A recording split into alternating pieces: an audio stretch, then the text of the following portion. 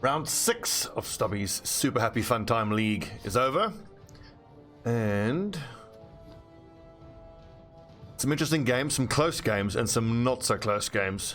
Unfortunately, FrostyTowel's EU rules had to take another bye, and he has confirmed now that he won't be taking part in the playoffs, which means that ShinobiShadow's Chaos Dwarves, who were in 9th, he goes up into 8th place, and our top 8 then, going through into the playoffs, is the Skaven, Necromantic, Amazon, Halfling, Chaos, yes, Underworld, Denizens, Orcs, and Chaos Dwarves.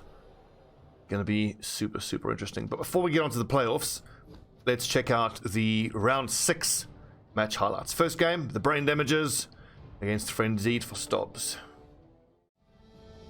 Okay, so first game of the round was Griff's Brain Damages against Memwis Cat's Frenzied for Stobbs, aka Virtual Viking. So 1-0 for the Necromantic. The Necromantic now are quite quickly asserting themselves at the top of the leaderboard. They've actually gone past the Rats, and I think they're probably going to stay there for the foreseeable future. But we're into the playoffs quite soon. Stats-wise, ball possession is pretty even. Block succeeded. 47 is a bit more than you want to be exposing Amazons to. 6 KOs, 1 injury, 1 kill, 3 injuries. So pretty even actually as far as the bashing's concerned. SPP 10 SPP to 11 SPP, so quite close there as well. Brain damages, a lot of 6s, not many 1s. Also not many 1s there. Just a lot less dice being rolled generally for Frenzied for Stobbs. Only 10 attacker downs, 12 pows. Any of them result in double skulls that he couldn't re-roll? Doesn't look like it. Brain damages, 19 attacker downs and only 6 pows. Wow. That's why he obviously had to take a lot of pushes here. Both down, re-rolled. Skull, that ended up being attacker down. Both down, both down. So it looked like a pretty good game. Let's get into it. 2 goats with tackle. So I've got 2 pieces who can pretty reliably... I mean, I've at least got 2 guys who should be able to blitz. They will be missing the next game though, so if I'm up against the Basher team in the quarterfinal, then those 2 missing the next game doesn't matter so much. But if I'm up against the dodgy team, then I don't have either of my tackle.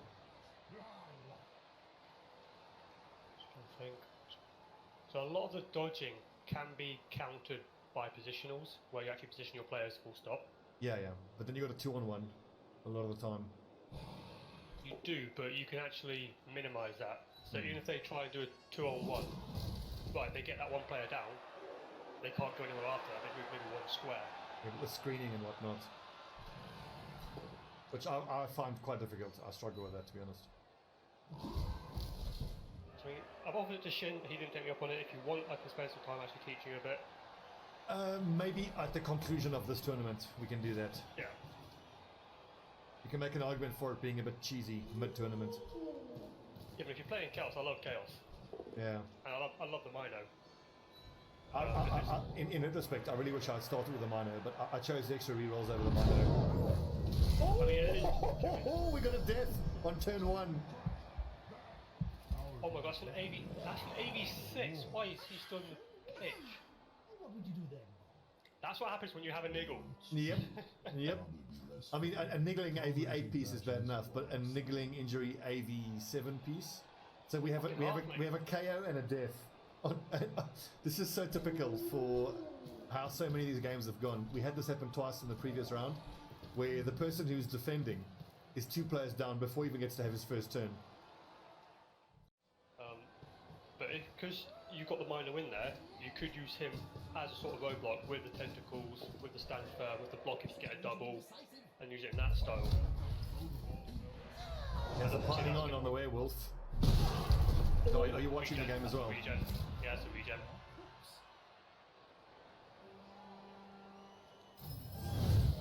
And the regen succeeded. Ooh, that's a bit of luck. So the general way you can tell is when he actually does the injury. Yeah. If a red cross appears above him, it's a perf. It's not actually coming back. Ah. If it doesn't appear, he's regen. The only thing in sorry to interrupt. The only thing in Griff's favour there is that was the unleveled werewolf, not the leveled one. If his leveled werewolf gets taken off the pitch, that sucks for him. That's a level 2L. That's not bad. I'd also point out that there is a plus edgy blitzer there, which is quite a nice piece for the Amazons. 4 edgy. Yeah, so that should be your ball carrier, the Amazons. Especially because it's basically a key piece. You've got Lodge and there's no tackle on the enemy team. It's very difficult to knock him down. Indeed.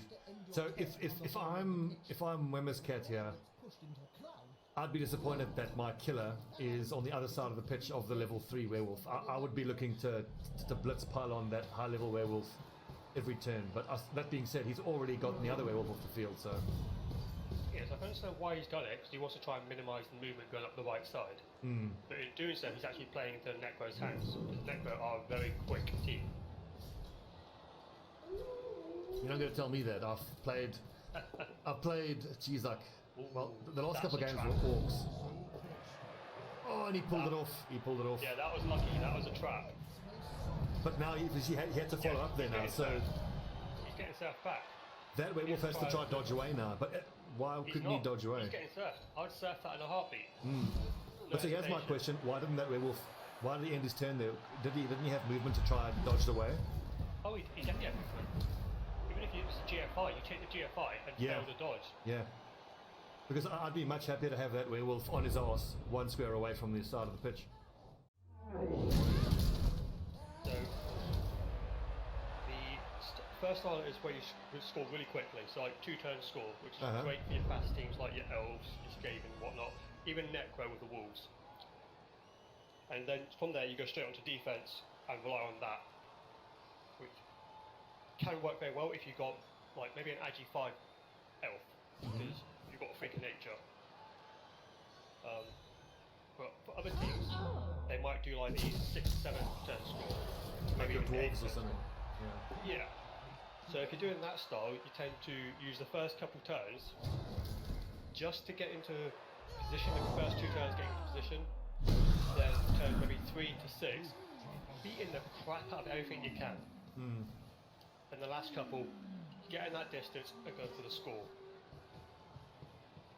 What you're describing there is entirely my play style. I feel like every time I've won a game, it's when I've been able to win the punch up first. Like, that's also why I'm looking forward to getting more experience with the Elven teams, because then you got to learn how to figure out how to get things done without having necessarily won the punch up.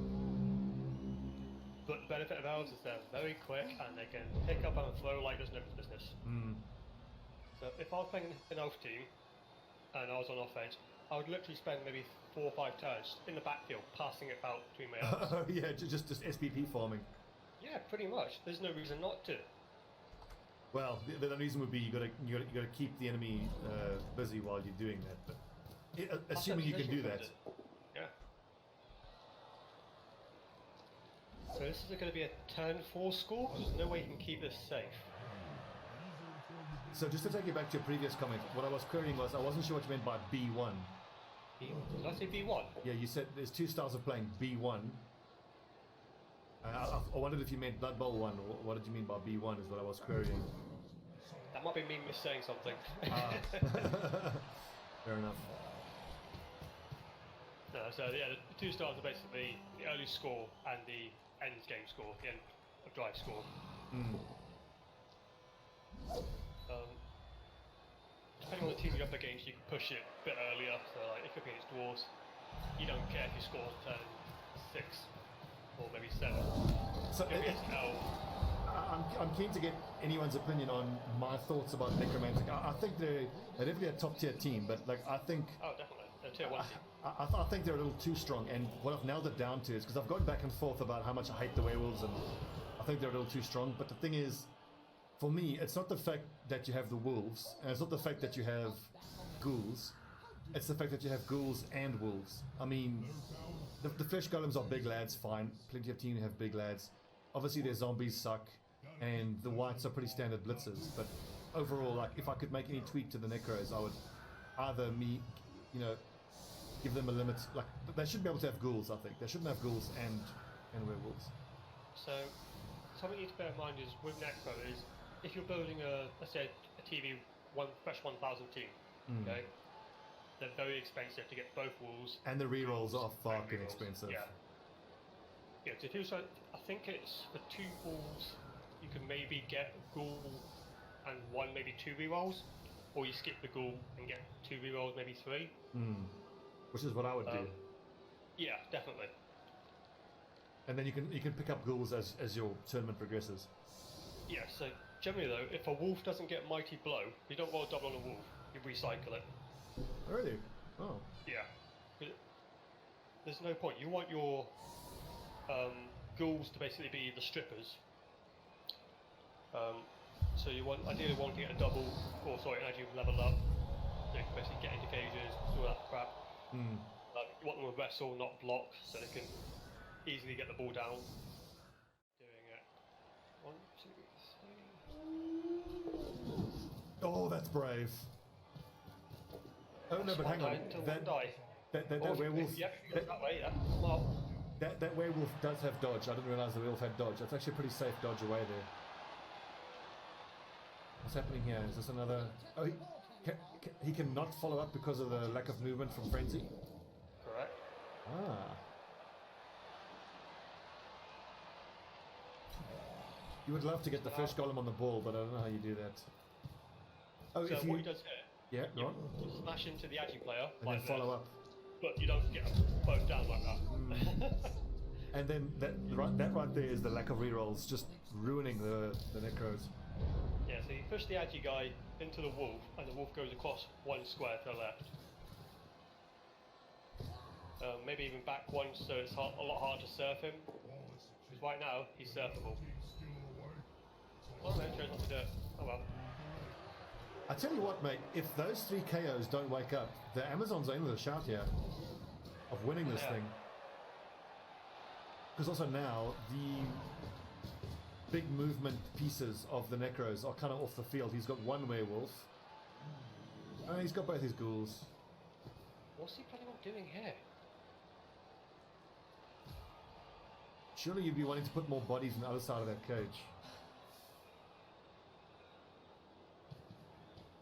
There we go, that's better. That's a lot better. Okay. So this reminds me of a hard-won lesson that I've only learned recently. When I'm defending, I've fallen into the trap of trying to surround the cage because it looks and feels threatening. But then what tends to happen is that they just bust straight through on my side, and then I can't catch them because a lot of my pieces are on the other end of the fucking pitch. Yeah, so I'm trying to think, how would I cover this? It's very difficult for him to actually get that ball from this position. And you've got a lot of pieces there that can just screen that thrower. And that thrower can just run up along the side. It's going to be very, very hard here for Griff. Yeah, so at the moment you don't stand up that wolf that's down. You leave him down. Stand up the flesh golem, stand up the other ghoul. Move the flesh golem in the center of the pitch. Not sorry, so... See, this feels like he's limiting himself to the middle of the pitch. He's basically giving him the left side and saying, go and score. Which I don't mind too much. Oh, that's hard luck. Oh. And a double KO. What the fuck? That's definitely a KO. I tell you what, the dice are loving the Amazon. Just run it in. Just reset, run it in. He's got 3 turns after this if he scores this turn. We've got 2... He'll have to make a handoff. 4 K rolls. 1, 2, 3, 4, 5. So I wouldn't. Yeah. So I would use that micro piling on piece to smash something first. Probably that ghoul. Personally. Yeah. Or even the zombie. I mean, the zombie doesn't have block, so more likely to knock him down. It doesn't. But the ghoul is a more valuable piece. Yeah. So worth it in that respect. Yeah. You hand off and you go score. So he has a dump point. Oh, the ones reroll. If this is successful, he's still got to make a go for it. Yeah, so I wouldn't do the GFI here. Oh, That's why 1 you in don't do the 6. GFI. Kick back. You kidding me? Oh, what? This is Necro's game now. Oh yeah. He's just got to zoop away with that ghoul. How does Memo's Cat get the ball off of that ghoul? Yeah. So it's very easy to play for him. So you've got the block, you've got the might blow piling on guy. You don't one dice like he's doing now. Because that's just a very bad play. With no, and that's used his last reroll. Yeah. He could have quite easily made that a 2 dice by supporting with one of his other pieces. Yeah, so bear in mind, right, the ghoul wasn't where the mighty blow piling on is now, yeah? Yeah. So, Agi Zon. He's either got a 3+ into the tackle zone of the column. That's 6 and a 2+ knockouts. out. Yeah. Yeah, so you've got a 3+, 2+ to get onto the ghoul to mark him. He could have done that first. That was an easy dodge away. Or he could come out behind the mighty block, behind the block piece, come round, mark with a GF5. There's plenty of ways he could have marked the ball there. This is not worth it. Just. Yeah, he's got to hand it off. He's getting range. Oh, there he goes. The ones. This has not been a ball handling game. But so in defense of Cat there, I can kind of see why he was maybe hoping that 1 dice would have worked on the ghoul, because then the piece that he would have had to otherwise move up to make it a 2 dice, he can then use to try and get the ball. But that's such a risk though. Yeah, you've got a 1 in 6 chance. So that ghoul has block and dodge. It's basically a chance of rolling a skull and doing it belly against dwarfs. You know how unlikely that is. Yeah, it's true. I mean, for me, like, no matter what team I'm playing, I'll always get Blodge whenever I can. I think Blodge is probably the best skill combo in the game in a lot of ways. It's the best skill. And go for it! So, I wouldn't mind a risky play here. 4+, 3+, 3+, and sprint upfield. And I can also just point out that the Amazons do have a piece in scoring position. So all he's got to do is get hands on the ball again and hoof it up the field. He's fucking made it! He's done it. Yep, you got to do it. So Right. I don't think the Amazons can recover that ball now. They can. So, what they've got to do is the guy that's down at the moment has to be the assist. Yeah. Then the guy to the right With the has to be Agi. the guy to hit. No, not the Agi, the other guy. Yeah, but then who? Because you got to move one up to support, use the second one to make the block, then the third one has to pick the ball up and just long bomb it. So Aginippy, so 5 out of 6 linewoman, that's the one you got to block with.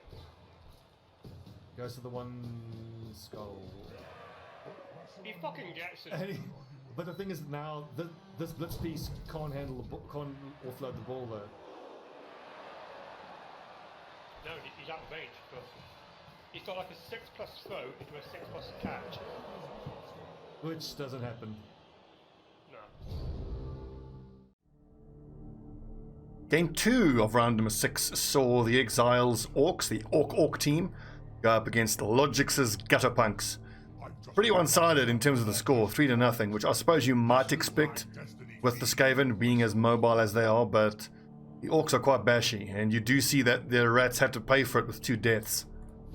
Stats though, 43 blocks succeeded, it seems about average. 30, that's about right. Look at the ball possession, it's actually pretty even. Yeah, but the occupation in the opponent's half kind of makes a lot more sense with the Rats getting on the back line. 2 kills inflicted, 2 injuries, only 1 injury inflicted. SPP, only 9 for the Orcs. Good lord. 7, 8, 14, or 20 SPP for the Rats. Dice rolls, D6s, pretty even for the Orcs. Wow, a lot of 1s for Gutterpunks. But it seems like it didn't matter too much. Armor breaks were okay.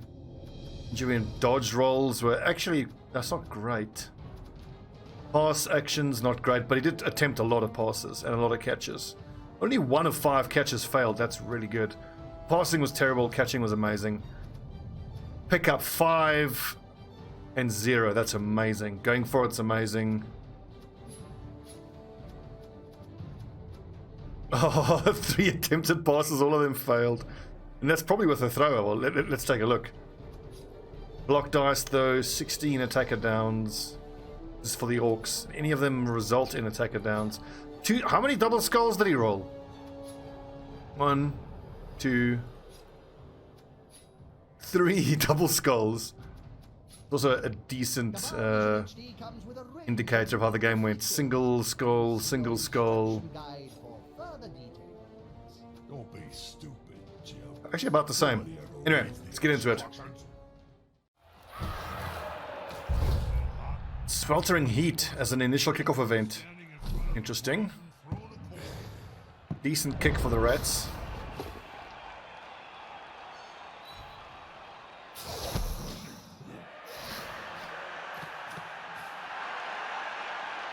I love the rat ogre. I can stare at the rat ogre's tail all day. It's mesmerizing. Mighty blow. Oh, that's on the blitzer. I thought it might be on the lineman. Blitzing gutter on it. Oh, God. Surf on turn 1.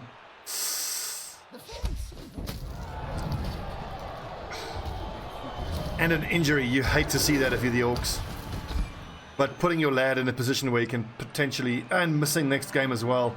And that was his tackler on turn 1. Oh! That is devastating. If you're the orcs. If you're the Skaven, that's amazing.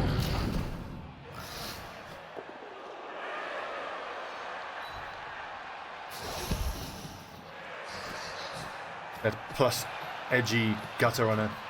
Disgusting. Oh, this looks so bad already for the orcs. Look at the pressure on the right side of the field there. Unbelievable.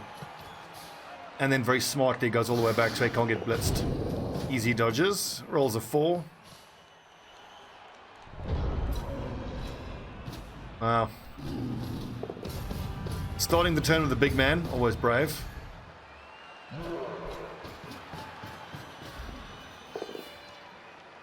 Not a block though. Good hit. Oh, that's unlucky. 7 AV with Mighty Blow and no injury. Well, no armor break. God, look at the pressure that gets put on the rat so quickly.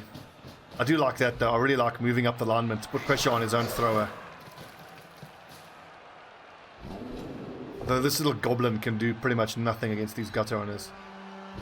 The block, a blodge gutter owner and a strip ball gutter owner. Prehensile tail for the win. Don't re-roll that. Good. It's turn 3. The rats have just blasted straight past the orcs as you might expect. Madness. Big blitz from the rat ogre. And gets the defender down. And able to mark him. God. This must be so demoralizing as the orcs.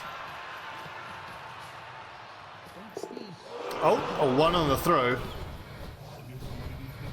Rerolled into another 1. Lol.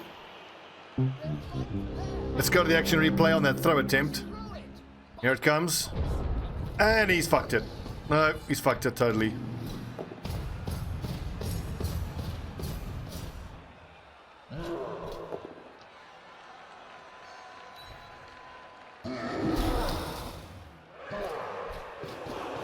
It's not going to happen here. I'm going to guess that Lloggiczz is going to faff around and take as long as he can before scoring.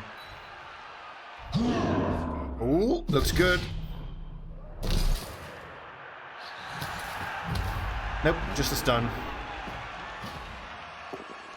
Big Black Orc blitz with block disadvantage, but with a strength advantage he gets multiple dice to choose from.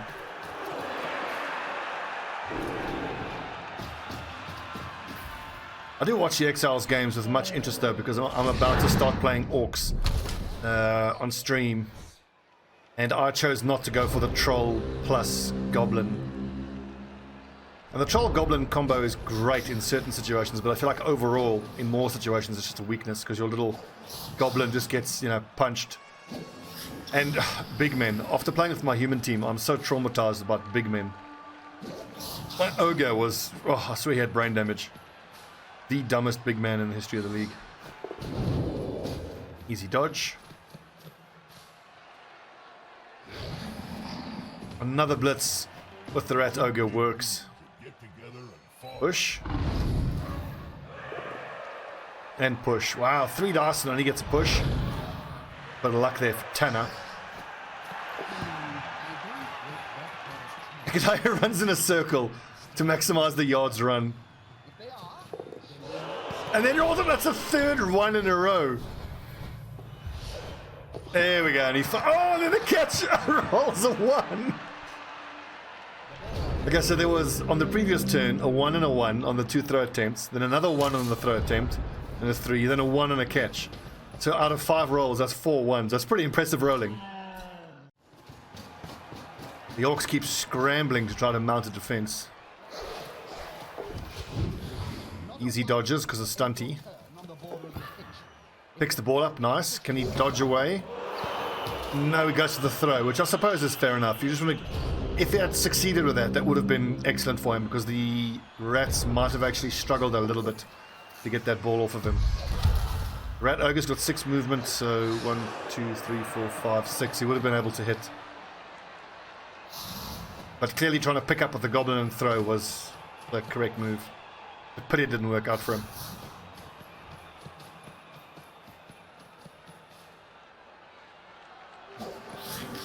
I do like how Lloggiczz is marking the players that are potentially threatening him, even before just picking up the ball and running it in. Want to maximize those yards run. Good touchdown, Gutter-punks. Easy.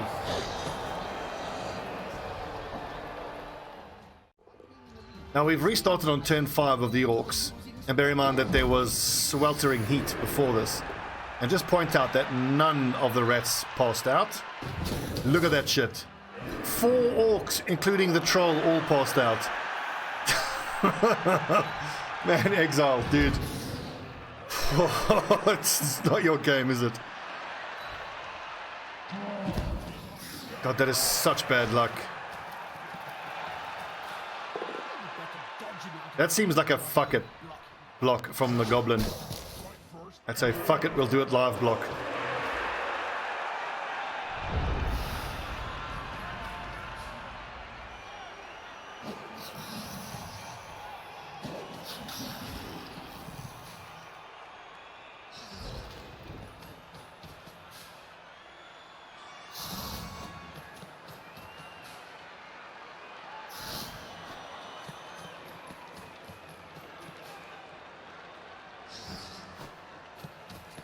So this is interesting. In a position like this, I struggled with this when I was playing with the Skaven, because I felt like when you have possession, oh god, another surf. Alright, that's actually good for the Orcs.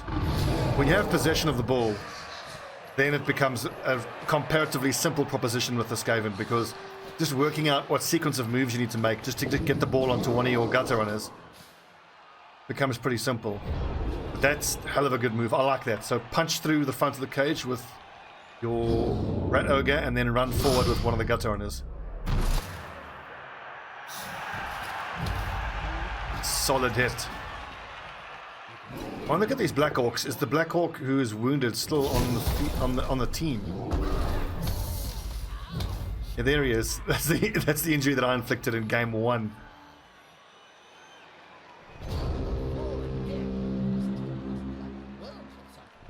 Lloggiczz has 2 turns to score here. Can he make it happen? He's got to get the ball off the little goblin first. 3 dice and only gets a defender down. Now he's got to hit. Actually, no, he could still blitz with one of the other line rats. Now I'm confused. Which way is he running? He's running that way. Unfortunate for him that his strip ball lad was on the other side of the hits being made. I do wonder though, if instead of going there, he could have snuck up through here and hit him from that side.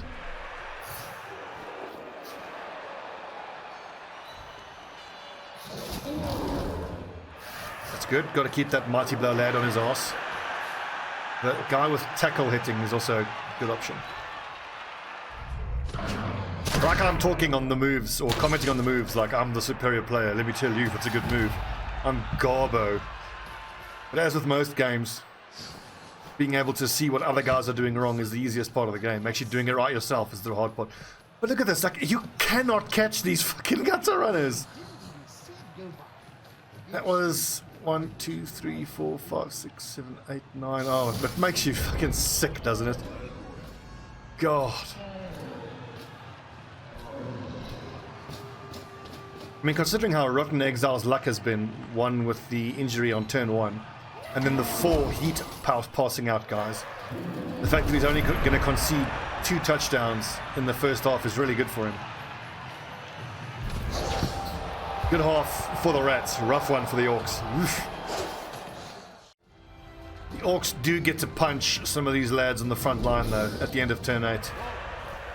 And very intelligently, the Rats have stood all the way back.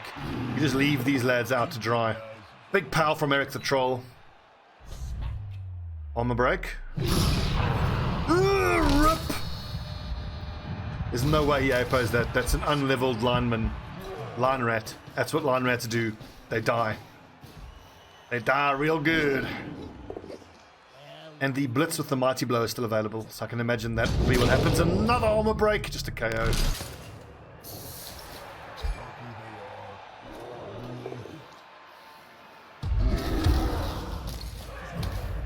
he going to foul?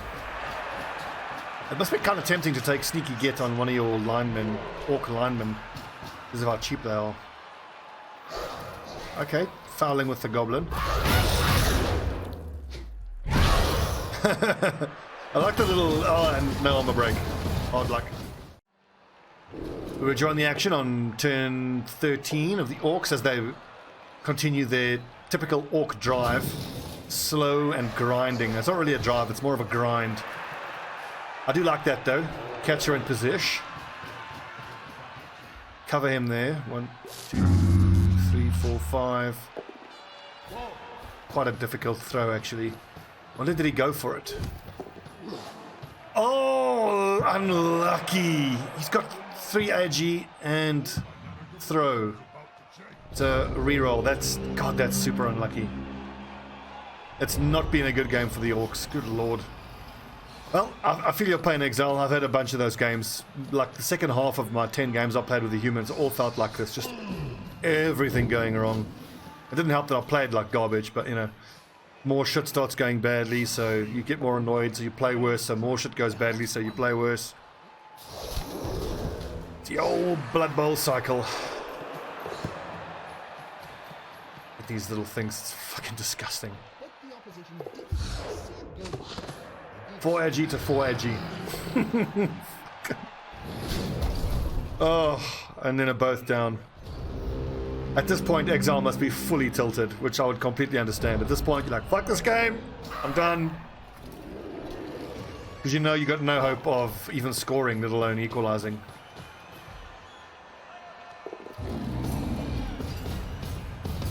Oh, and there's a second injury on the Black Orc. Unlucky.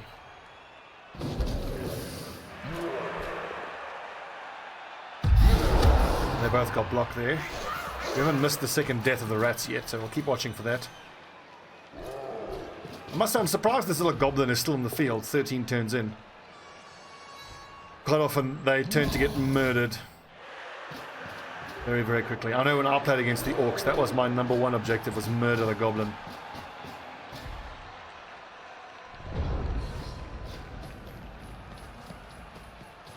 He's just run it in? I don't think so. He might even pass again. Just for the extra SPP.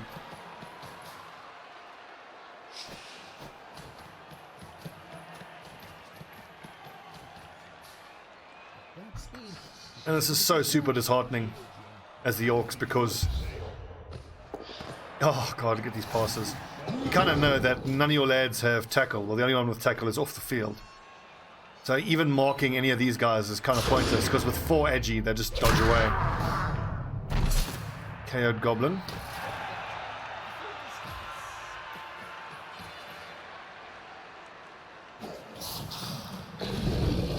Still, the Orcs haven't given up, so props for that.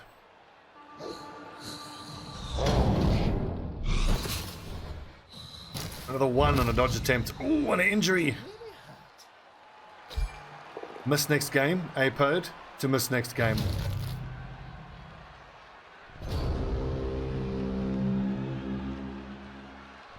The playoffs are going to be interesting. There's a bunch of teams going in, missing players. If I do go through, I'm going to be 2 players down. Both my tackle goats are injured. This is unlikely. He would need to get a power. He doesn't get it. You might have even considered burning your reroll there to hopefully get the power on that gutter runner. But I mean, even if he got the ball off of him, he would then still have to have even more good fortune to actually pick it up. And even then, he just gets swarmed by the gutter runners and gets the ball taken off him again on the next turn.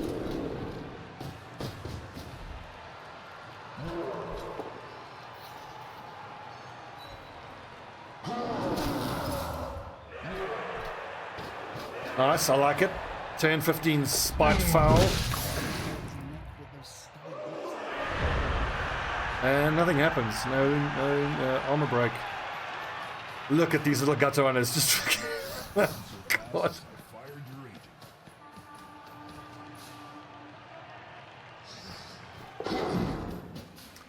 Disgusting. A handoff because why not? It's so easy. Run up. Another pass. Maximize the SPP.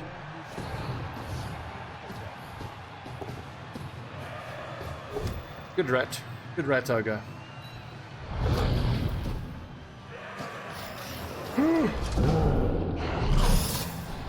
That's the third dodge away that hasn't worked for the rats. Really? Don't let him. They're massive and can take your hands right off. And at this point, as the orcs, you're just hoping you can inflict some pain. But of course, he rolls double skulls. At least succeeded on the loner reroll and gets a kill. Nice. An unleveled blind rat with no APO available. So that actually gets the troll up to 20 SPP. He's got a couple kills that I've seen him get. That is a dangerous troll. So some small consolation. But if he doesn't make the playoffs, then that, it'll be for nothing. Third touchdown. Well played, Lloggiczz. Good lord, mate. Good lord. So there's one more turn to go, but that was the game. 3-0. Wow, bit of a hiding. Unlucky Exile. The dice were not with you that game. After that match. So game 3 was ShinobiShadow's Chaos Dwarves, also known as the Chorfs, against JuodasVarnas' Halflings. And my word, a bit of a game here. Now, I've been saying for a while that JuodasVarnas is easily the best player in the league, and look at this. To be able to score 4 touchdowns with the Halfling team, only to inflict 3 armor breaks as the Chaos Dwarves, yet being able to complete 2 passes as Chaos Dwarves. What happened in this game? 13 armor breaks. Ball possession in favor of the Halflings. 54 blocks succeeded to only 16. Wow. SPP is 12 on the one player. 16, 18, 25 SPP to 14. Dice rolls for the Skullcrackers, a lot of 6s. Only 6 attacker downs, but as you see, very, very few dice rolled. So it looks as though the Halflings were able to avoid getting punched, which would have been their primary objective when you're up against Chorfs. What the hell? I can't wait, let's get into it. This is going to be insane. So, the game starts with the Never Dying getting some punches out. Interesting to note that a Hobgoblin was even put on the front line. And that's why you don't do that. I'd also point out that we've got, I think, 2 star players for the Halflings. Their team value is a bit of a lie. And with their, Nuffle Altar, they're able to get so many star players and inducements in for reduced cost. The other thing to note, it's the first round, and thanks to the Halfling Master Chef, the Chorfs lost both of their rerolls, and these little fuckers got an extra 2, taking them to 5. If we're not careful, these Halflings are going to win the whole damn tournament. This is madness. What is happening? What's happening to my league?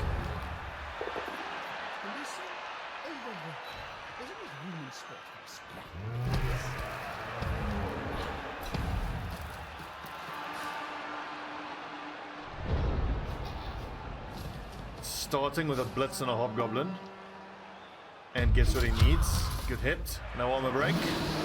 Oh, no wild animal. Here it starts for Shinobi. Dodges away. That must have been a misclick. What the hell?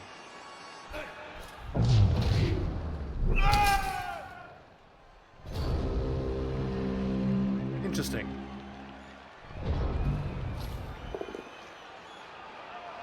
Pals.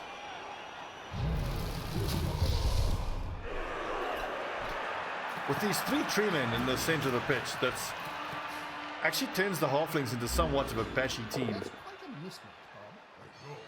It's only 3 guys that are really going to bash, but they do really bash. They've all got mighty blow. And if you keep rolling POW, that helps as well. I love the way they just kick. It's so stupid.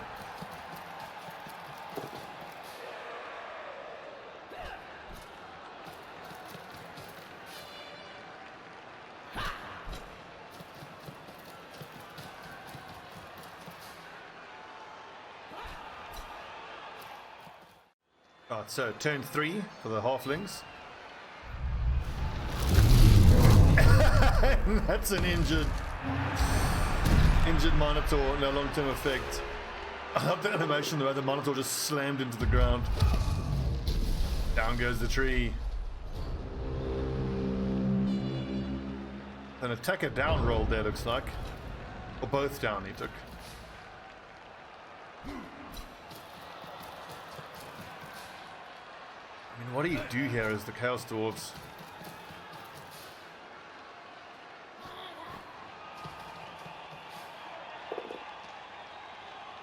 Dodge doing its thing.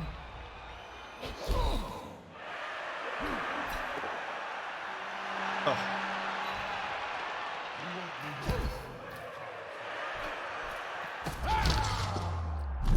Not afraid to make dodge attempts by the looks of things is Shinobi. I don't know if that is misclicks or he's just triggered or... It's definitely something that can happen with these halflings. You can get so pissed off so quickly you just start playing like absolute shit. Not that I'm saying he is, but there have been a couple of inexplicable moves already. That's the halfling factor, rage-inducing. One knocked out halfling, a knocked out hobgoblin, an injured minotaur.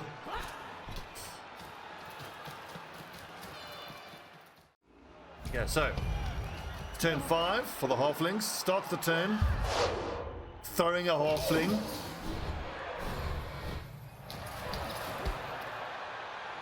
And that's a reroll, that's for the easy touchdown. But then again, that's a 4 edgy halfling, so he's going to land successfully more often than not. This is always the frustration when you're dealing with these teams that can throw allies. I experienced this with my human team against orcs quite recently, where I'm aware of the potential for that one-turn touchdown like that. So I feel like I have to keep players back off the front line to cover for the thrown teammate. But then that then weakens your front line bashing so much because you're having to take 3 players off the line to cover the back. It's an interesting problem. Right, so Shinobi used turn 5. I don't quite understand the willingness to put the hobgoblins on the front line. At least if you put the chorfs on the front line, they at least have block advantage, so they're less likely to get knocked down by the tree men. But I feel like perhaps he wants his chorfs.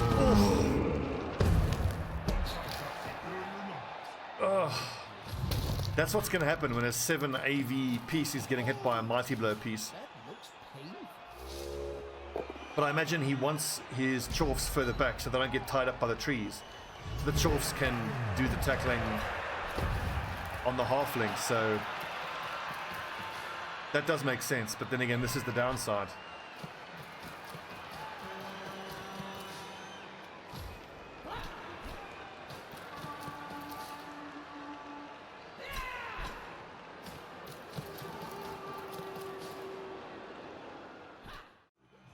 Right, so we withdraw the action on turn 8. Looks like Shinobi has an outside chance of scoring here. He's got a turn to pull this off, but how the hell he's going to get the ball onto that bull centaur, I don't know. With only 2 agi on the bull centaur. Not easy.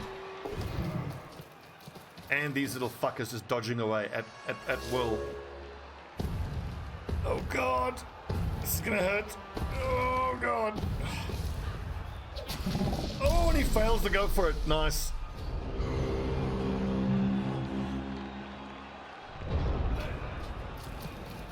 Opening with a blitz to free up the bull centaur. Nice, and an injury. Good start. So does he move up and then hand off? No, he's throwing? 1, 2, 3, 4, 5, 6. Yeah, he would have only had to make 1 go for it, and he could have just handed off. He needs a 6, he gets it. Needs another 6, and he gets it. And there was much rejoicing. Shinobi, that was very impressive. That was needlessly impressive. He made that so hard for himself, but pulled it off. Respect. I respect that.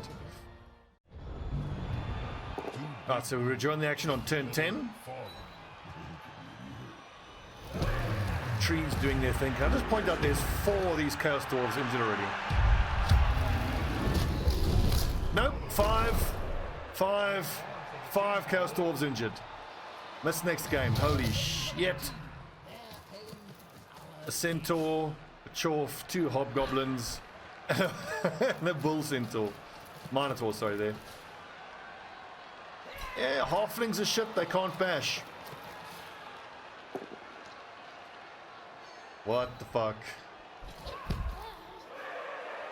I never thought I'd ever be rooting for Griff, but I feel like Griff with his Necromantic probably have the best chance of dealing with these halflings, but he needs to get tackle on his werewolves then pretty damn quick, because without tackle he's actually going to struggle to take care of these little halflings.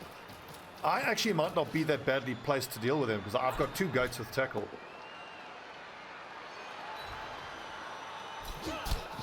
If I even make the playoffs, if I ever even end up playing against these halflings.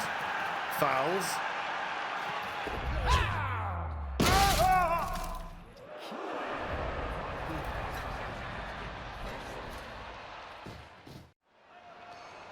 Right. Turn 12. Halflings are attacking. They've punched a hole through the middle of the formation with their trees. And there's just little halflings everywhere. He just runs it in. It's crazy. This extra tree is a star player every game. It's doing so much work for him. And look at how much he's winning the... The halflings are winning the fight. Madness. Absolute madness. What is happening?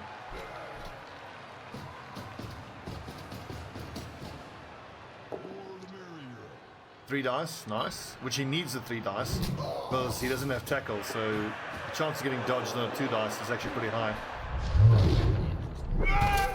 Just trying to get away from the trees. I suppose that makes sense. I smell obliteration. I mean, you can't knock them over. They're too strong. Oh, God, these tree men are a nightmare to deal with.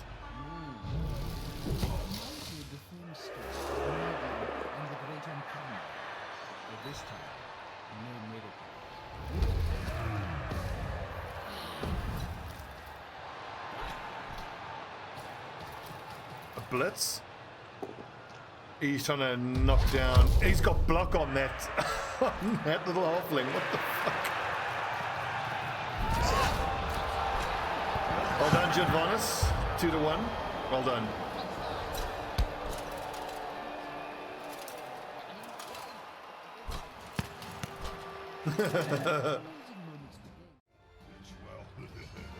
Turn 14 starts. The trees just keep kicking the shit out of everything, which I suppose is what you would expect.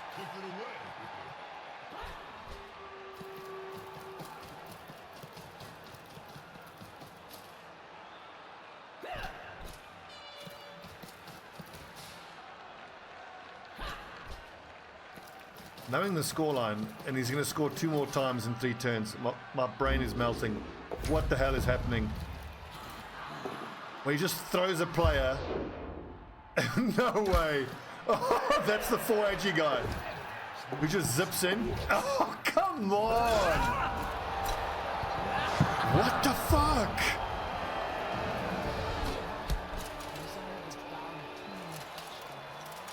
I hate to say it, but these halflings just have gone from joke team to tournament favorites. What do you do against this? Right, so Shinobi is the Chaos Dwarfs. Just has to try something crazy, I suppose. Surrounded by halflings. 1, 2, 3, 4, 5, 6 players on the pitch. What the fuck am I looking at? That's a dangerous place to be. Punches the Bull Centaur. This must be such a traumatizing loss for Shinobi. Like, I would be, I don't know, I'd not be happy. Like, what the hell? Hand off to the halfling. Punch with the tree.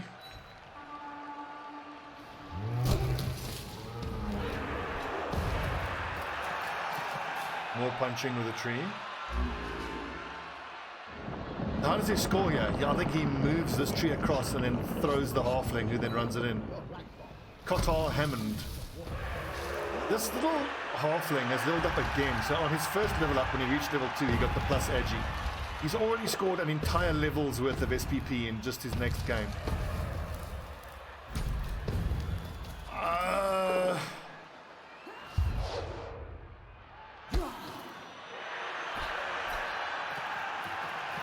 What the fuck is this game even? Well played, boys. Commiserations to Shinobi. That looked absolutely awful. Man, rough game. Miserable game. Well played to JuodasVarnas. Can anyone take him down? Who's going to be the person that takes down these halflings now in the elimination phase? Tournament phase? I don't know.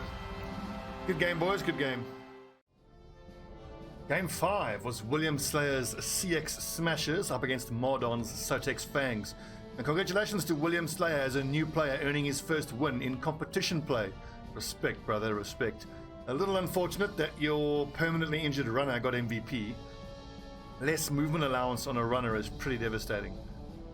But it'll be interesting to see what he takes level ups for that there. 2 touchdowns, 2 passes, that's nice. Surprisingly low on the armor breaks. And I see a foul was attempted as well. And 1 touchdowns for the Lizards at least. 1 SPP away from leveling up on that Croxigor. But he would need an injury on that. Stats, ball possession pretty much in favor of the Norsemen. Blocks succeeded. That's super disappointing for the Lizards to have more blocks succeeded and to only inflict 1 injury when they're all 7 AV. Got to be a little bit sore about that. SPP wise, 17 for the Norsemen and 10 for the Lizards. Let's look at the dice rolls for the Norsemen. A lot of 1s. Holy shit, that's bad. I've always been a fan of it. 13 attackers down. That's pretty evenly spread. The Lizards, a lot of powers for the Lizards. And pretty evenly spread on the D6s. Okay, let's get into it.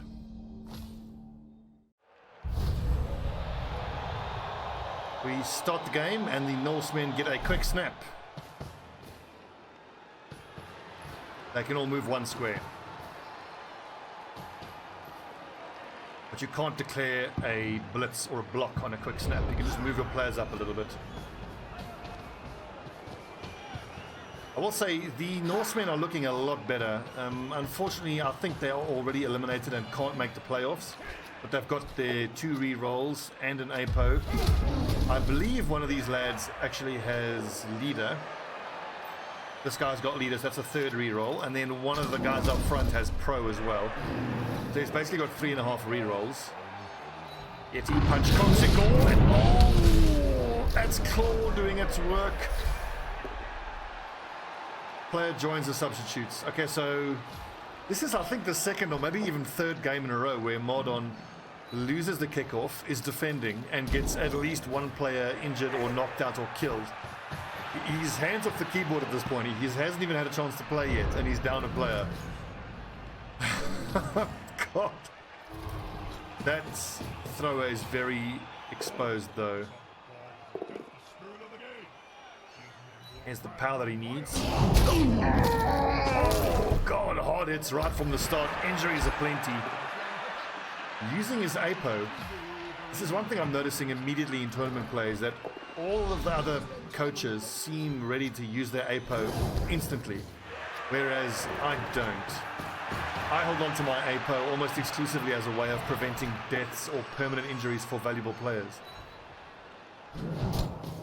And it would work out when I'm actually able to prevent one of my high-value guys from dying, but like in my last game, I got a player with a niggling injury, plus from the game before, so now I've got 2 goats with niggling injury that I didn't use APOs on.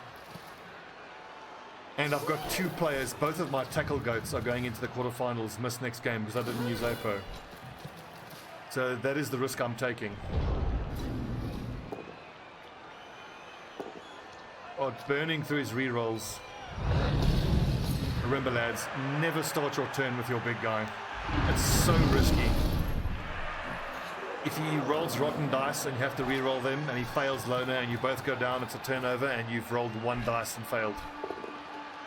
Speaking of 1 dice, action-packed game so far. Injuries are plenties, turnovers, 1 dice being thrown. A beautiful bottom of the table clash.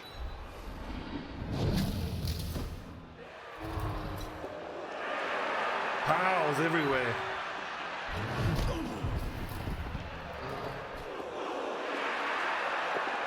Oh God, look at the rerolls getting burnt. We're on turn 2 and there's 1 reroll left between the 2 teams.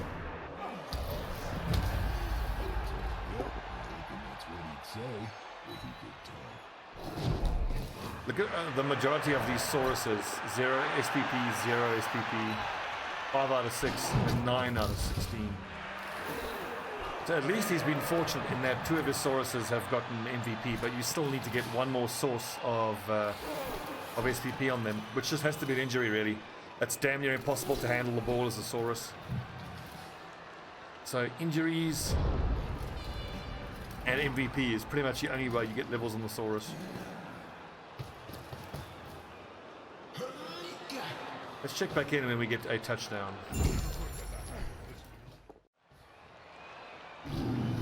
10-4, the Norsemen. This book likes to be well assisted.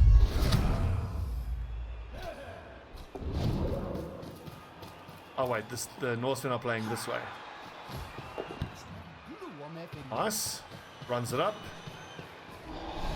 He's protected. He doesn't protect the ball, he just passes. That's bold. Very bold, but I suppose I can respect that. I mean, he's got a strength advantage on this little skink.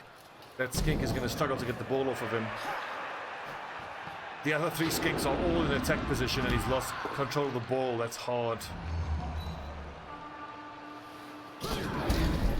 This looks pretty good for the Norsemen here. And just dodges away fearlessly. I love the style of play. The dice be damned. Just roll. Go for it. And looks like he's not contesting. Which I suppose is understandable. He would be rolling red dice uphill with block disadvantage. But that's disappointing to see. You would like to think you would at least try.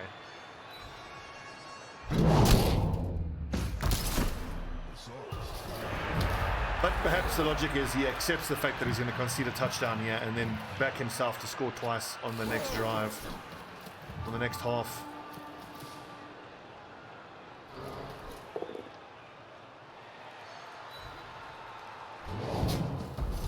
It's a block tackle lineman. Good to see there's tackle there. Another pow.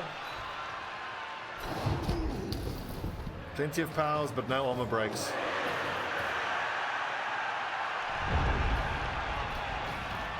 And William just rolls it in. Touchdown! Well played, mate. Well played. Not bad for someone playing in his underpants. It is turn 11 for the Lizards. A blizzard has whipped up during the half. One of the linemen got sent off for a foul. 3 Lizards knocked out. And a failed going for it in the blizzard. That's got like a 50% failure rate. Saurus. 3 Sauruses knocked out. Wow. Claw on the Yeti must be doing work.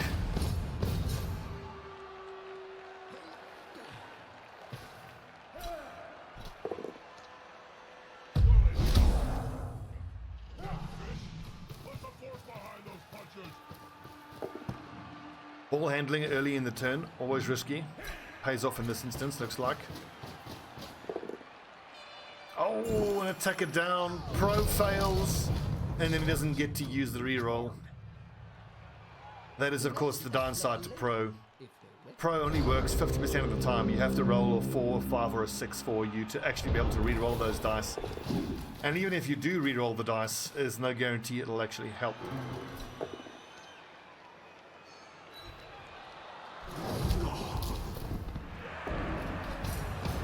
So what is Mardon's plan here? He's probably looking to blitz here. That will give him a 1 dice with block disadvantage. So not a great option. But looks like he couldn't free up any of his other Sauruses. Okay, nice. Get it in there. Maybe a 2 dice makes it more favorable. I like this. Going all in with the skinks. Ah, correction. So Blizzard fails on a 1 or a 2. Not on a 1, 2, or a 3. So it's a 37% failure rate.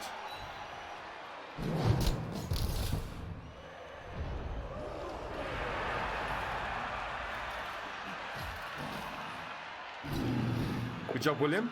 Being very good about standing his pieces up before starting his turn. He's also visibly more aware of not getting surfed, so good to see lessons from the previous game being implemented. And if only I could start doing that. Like it, getting a piece into scoring position on the next turn. All he has to do now is successfully dodge away from those skinks. But that ball carrier is going to be hounded by those skinks. Ooh! An arguably unnecessary dodge attempt. I kind of get it, because that was the piece he was blitzing with. Yet no attempt to dodge away with that guy. Interesting. I thought what he was doing there was bringing this lad up to support and tie up some of the skinks. And then he would try to dodge away with that guy.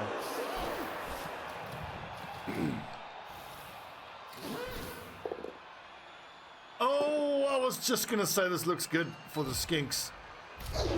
And he rolls Snake Eyes, has to spend his last reroll. Now, as it is a team, without any rerolls, to be able to handle the ball, it's not looking good for you. And rolls a 1, because obviously. Rotten luck. It's turn 14, and Mardon is able to recover the ball with a 6 on a pickup and just runs it in. That makes sense, absolutely. With time ticking down, and he has to go for a win. Both of these teams, well, I think William couldn't have made the playoffs even with a win, but for Mardon, he has to play for the win in this situation. If he gets a win here, he could probably make the playoffs.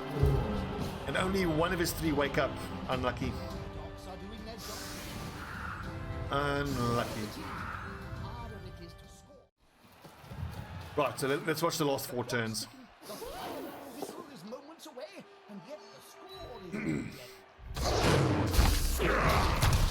Nice hit there from the skink. Just a stun. This is such a hard situation here for the Lizards. He needs a win here, and he has to be able to get the ball off the ball carrier, recover the ball, and run it in. Which he can't do. He's only got 1 turn left after this. So at this point, it's just William Slayer's attempt at trying to score. Solid hit.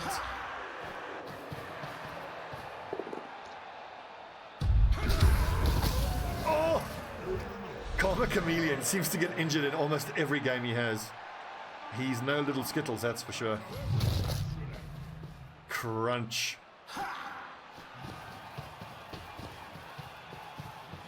makes a break, and once again, only skinks to worry about. That's excellent, and his tackle piece is now in contact with all three of them.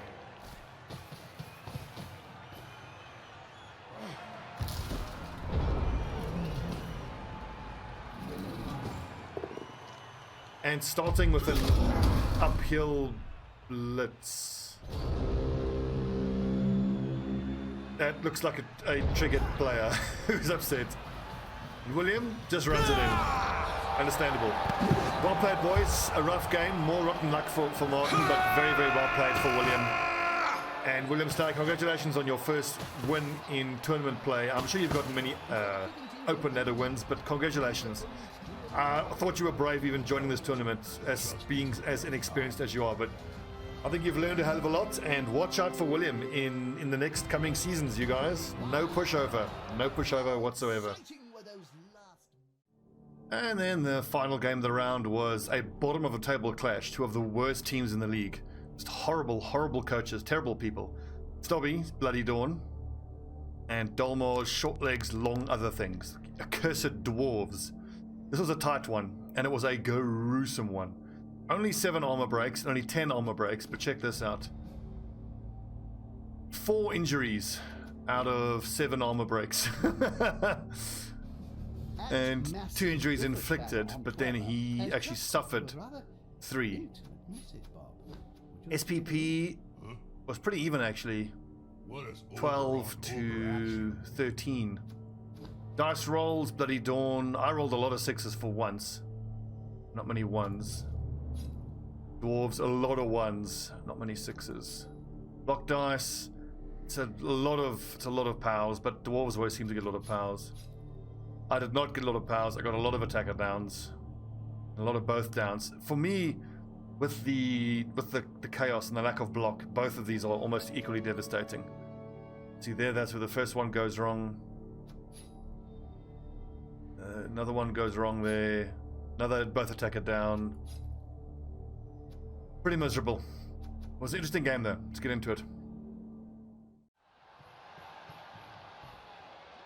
Right, here's where we do crazy shit. Cathol, stare it back, you're a legend! Oh, God of Blood Bowl.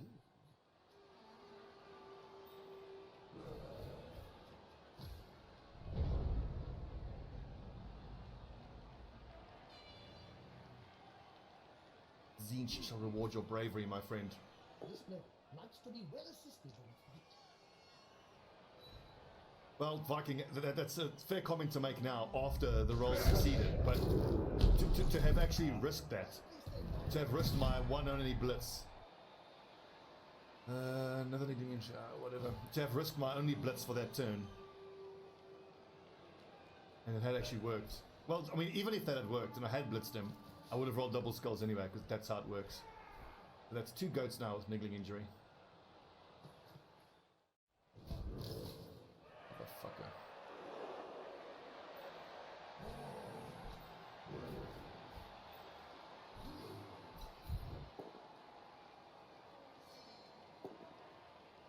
That's what rerolls are for when you're playing Chaos. Yes! Die, Private Tail! No long-term effect.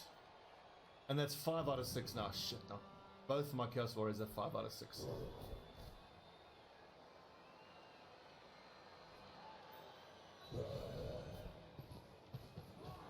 Death to the dwarfs. See, that's why I like my viewers. Good lads, they know what's up.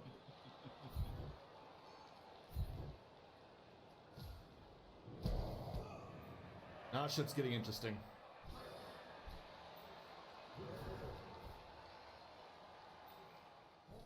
Let's try. Fucking hell. Belmothrop, Soray. The Chaos Warriors have been fucking great so far.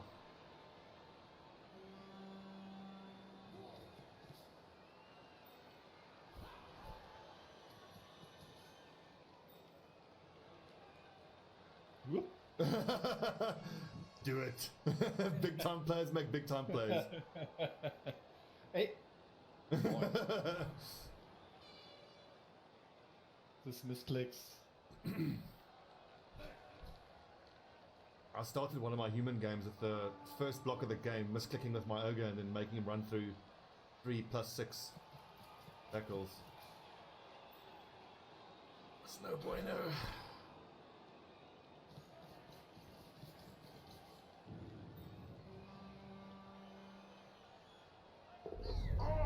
Brave lad. And an injury. Oh, that's unlucky. You rolled a 12 on the injury. Give one of my lads SPP for that. Come on.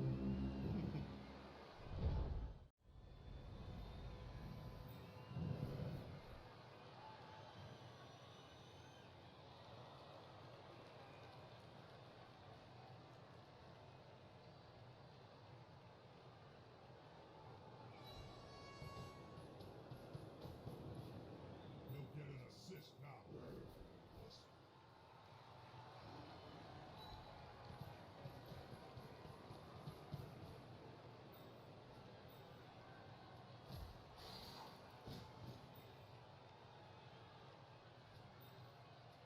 Okay, this sucks. This is not going to work. Come on, Matigo. This has to work. Oh, you fucking legend. You don't have to become goat stew just yet then. Come on. For your dark god. Kill that dwarf. No. There we go. Feast on dwarven blood. Yes! Oh, Yes! Zinch, I make this offering for you. Ooh, interesting. Very, very interesting.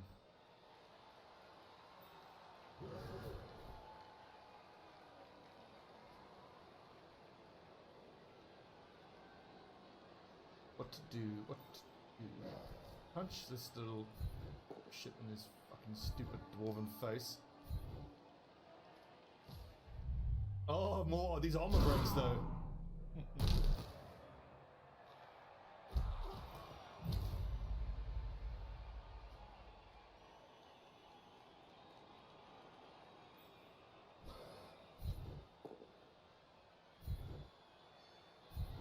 No, that doesn't work for me.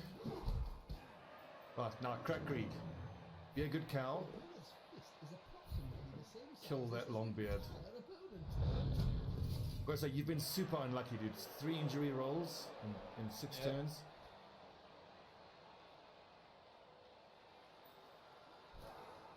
The going for it fall down injury is particularly rotten luck. well, Blood Bowl. Yeah, yeah. Blood Bowl in it. Punch him down. Him down. That goes there.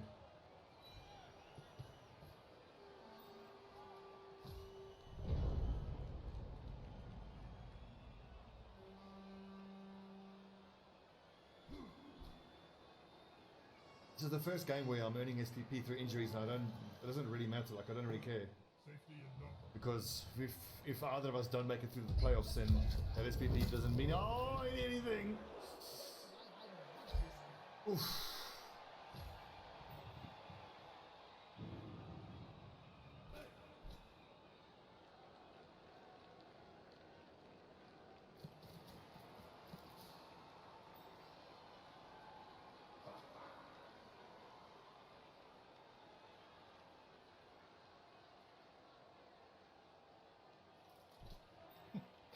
One movement. That's the beauty of those long beards.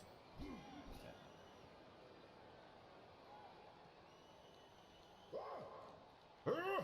Little noises they make are stupid as well. Ah! Woo!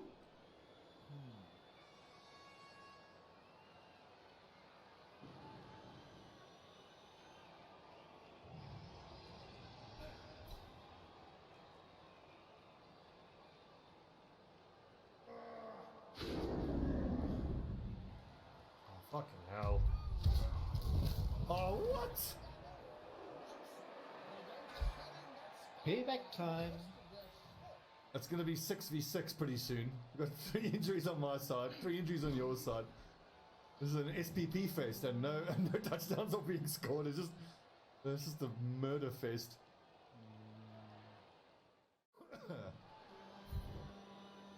You can injure or kill this dude. That will be so big.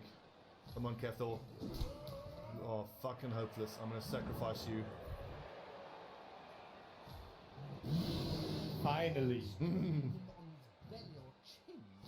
I don't feel good about this. This doesn't look good.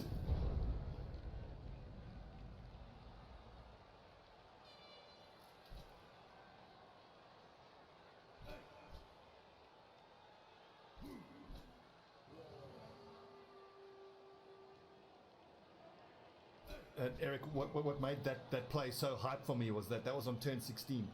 And for the entirety of the game before that, I was up against it. Like right from the first kickoff, he got a blitz and able to blitz one of my guys and get injuries. I fought so hard to only concede 1 touchdown on his drive on the first half. And then that touchdown was like 9 turns in the making on the second half. Oh, yes, please. No! It's your...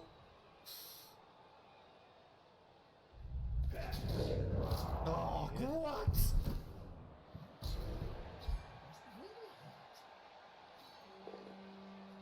Miss next game, perfect. Fucking why do I even bother using a fucking APO? Oh my god, look at that, 4 fucking injuries!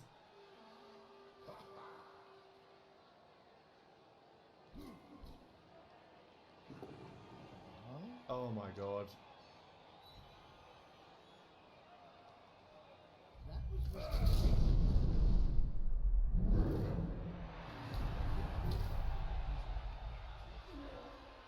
Fucking dwarves. Oh, come on. Well, even if either of us make the playoffs now, we're gonna have so many fucking injured players. We're gonna be starting with like an 8-man team.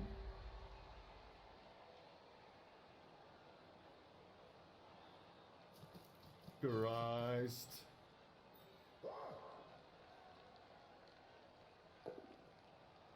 Oh, come on. This has been a turn of nothing but pals.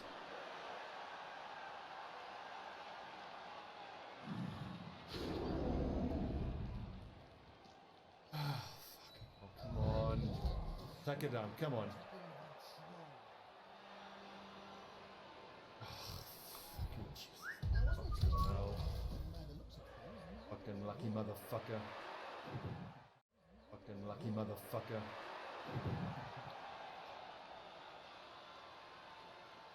Come on. And start. KO'd. Good. Now you're pushing your luck. Good. Really? Don't let them. Well, if it's the last game for me, I have to do something.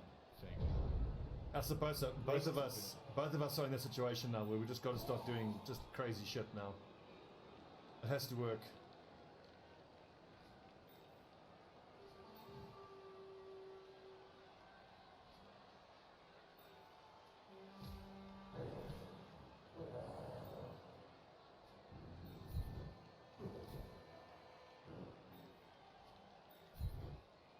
No, that's not what I meant to do. I meant to click blitz. Oh, for fuck's sake.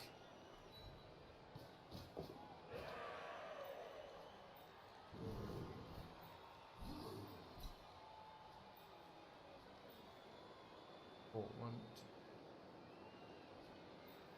2. Go, Orca. Go for it, please. This is your moment. This is what glory is made of.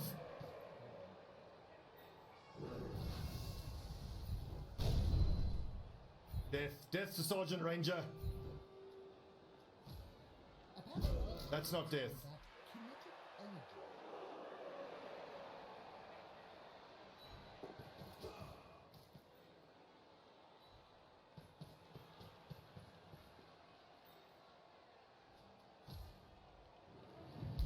Oh my word, what a gruesome game. We've just been grinding each other into the dirt. 7 injuries in one game. Holy shit.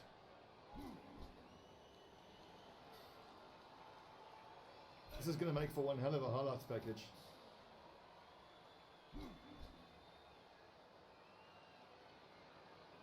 Come on, guys, together. Fine, Cathor, you're fine. You're not going to get injured like any of the other 4 of your fucking teammates. Freedom Week 5 highlights have just finished processing. I'm actually gonna... I'll make it public after this game.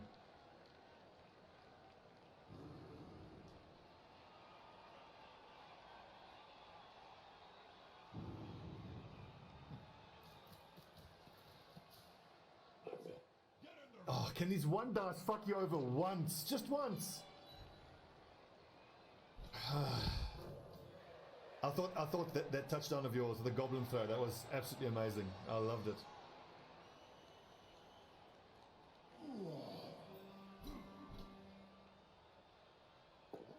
He's about to get punched above and below. Niggling injury.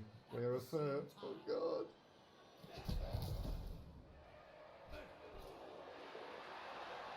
Oh, come on. Well, I still haven't anything to stop you. I still have nothing to stop you. This is the beauty of the dwarves. Yes. I feel like you should change the name of this team to One Dice Wonders.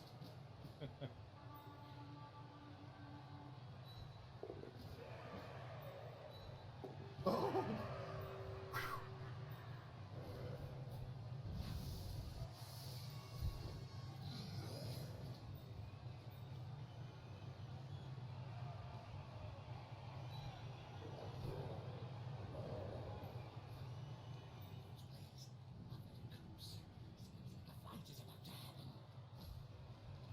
Good cow.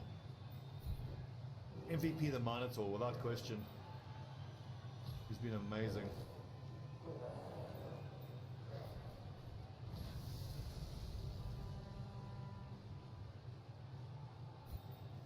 Indeed, Viking, but I had a reroll. All those go for it. So I just wanted to put it right beyond any ability of him to catch me.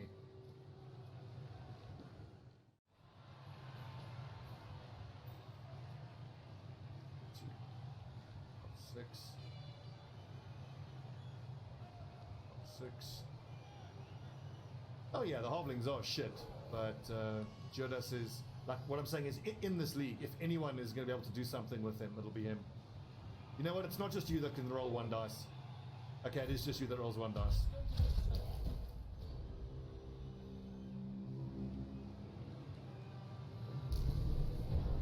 I mean, if Juodas had gotten one of the ball handling teams like High Elves or Dark Elves or Wood Elves, shudder. No one would be able to touch him. Maybe Lloggiczz.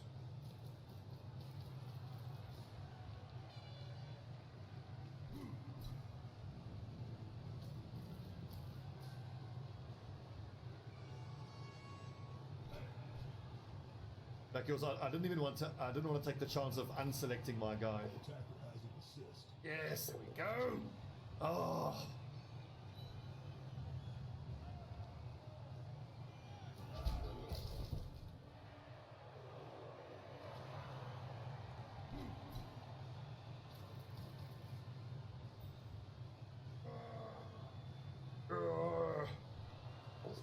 Likes to be well assisted. Jeremiah. Like, the biggest strength that the halflings have is obviously the halfling chef, but just the fact that you are underestimated by 9 out of 10 players. I think like at higher TV you won't get underestimated, but I think a lot of players, especially in early TV on the open ladder, will play differently than they otherwise would against the halflings. Touchdown, level up, Chaos Warrior! Yeah, boy! What legs? Thank you. Oh, you made me pay for it with 4 fucking injuries. I think 2 of which I'll miss next game as well. Well, seems I'm not in the playoffs. Well, there's a chance, cause what's his name, FrostyTowel. I don't know if he is actually gonna keep playing or not.